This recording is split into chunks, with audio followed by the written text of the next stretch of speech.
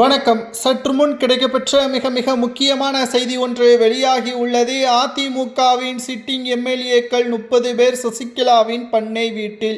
அதிர்ச்சியில் எடப்பாடி பழனிசாமி அவர்கள்.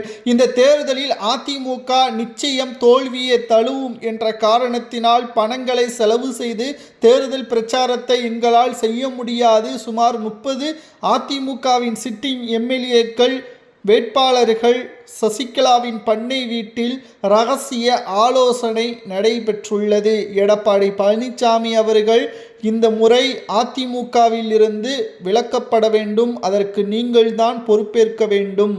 அதிமுகவில் இருந்து ஒட்டுமொத்தமான எதிர்ப்புகள் எடப்பாடியை மீது முன்வைத்தால் அதிமுகவின் பொதுச் செயலாளர் பதவியிலிருந்து எடப்பாடி பழனிசாமி அவர்கள் ராஜினாமா செய்ய வேண்டும்.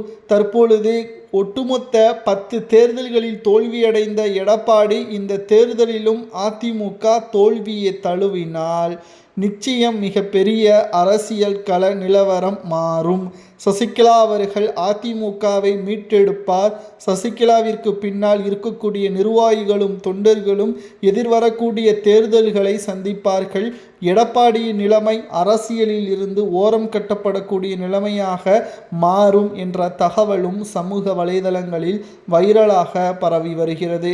அது மட்டுமல்ல, ஏற்கனவே எடப்பாடி பழனிசாமி அவர்கள் பல அதிமுகவின் முக்கிய நிர்வாகிகளுக்கு செய்த துரோகம், அதிமுகவின் அடிப்படை உறுப்பினர்களுக்கு மதிப்பு கொடுக்காதது, கட்சிக்குள்ளே மோதல்கள், குறிப்பிட்ட சமூகத்திற்கு ஆதரவாக எடப்பாடி பேசியது என்ற ஒட்டுமொத்த பிரச்சனைகளும் எடப்பாடி பழனிசாமி அவர்களை சுற்றி கொண்டேதான் இருக்கிறது. நிச்சயம் இந்த தேர்தலில் அதிமுக மிகப்பெரிய தோல்வியை தழுவும் என்ற காரணத்தினாலே 30 சிட்டிங் எம்எல்ஏக்கள் சசிகலாவின் பண்ணை வீட்டில் ஐக்கியமாகியுள்ளனர்.